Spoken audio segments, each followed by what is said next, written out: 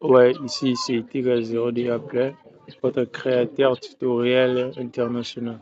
Aujourd'hui, nous allons voir comment créer un compte SSH tunnel avec l'application HTTP Injector. Alors, si c'est votre première fois sur cette chaîne, n'oubliez surtout pas d'encourager cette chaîne, de vous abonner, de laisser un j'aime, de partager et d'activer la cloche pour ne pas zapper nos prochaines vidéos. Alors, allons-y pour ce tutoriel d'aujourd'hui. Alors, ce tutoriel d'aujourd'hui va vous permettre de savoir comment créer un compte SSH depuis un serveur sur Google pour vous permettre de créer un fichier avec votre VPN afin de pouvoir utiliser de l'Internet depuis votre pays. Alors, sans plus tarder, allez sur Google et tapez page SSH. Voici le lien que vous avez une fois pour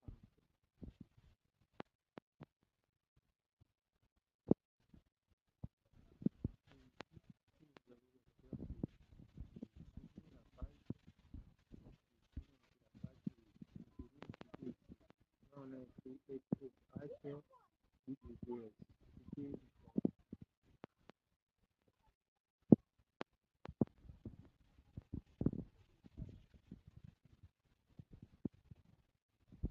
ici, voici le site nous donne accès à trois serveurs serveur du Canada et le serveur des États-Unis et le serveur alors moi je préfère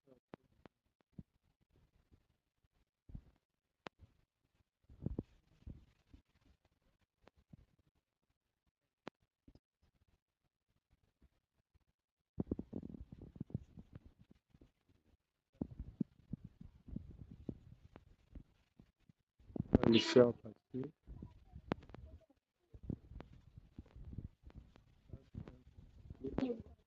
lever et nous sommes là. Ce que nous avons à faire ici, c'est de sélectionner, de cocher cette case pour, confirmer que nous sommes un humain, pas un robot. On clique une fois et on a déjà validé notre vérification. Et si vous avez à mettre les mots de passe, vous pouvez écrire n'importe quoi. Et le username, c'est votre nom. Le password, c'est votre mot de passe. Et le username, c'est votre nom. Donc, je vais écrire, moi, je peux écrire TK0D après. Et vous venez cliquer ici. Là, on a écrit Create Account, c'est créer votre compte. Vous cliquez une fois. Vous venez ici, vous entendez la création de votre serveur. Vous patientez quelques minutes afin que le serveur puisse créer un serveur pour vos coordonnées. Et voici, on est là. Si vous voyez bien ici, j'ai un serveur que j'ai créé aujourd'hui le 21 février 2026 qui va expirer le 28 février 2026. En fait, le serveur fait que 7 jours. Après 7 jours, vous venez créer une autre. C'est comme ça.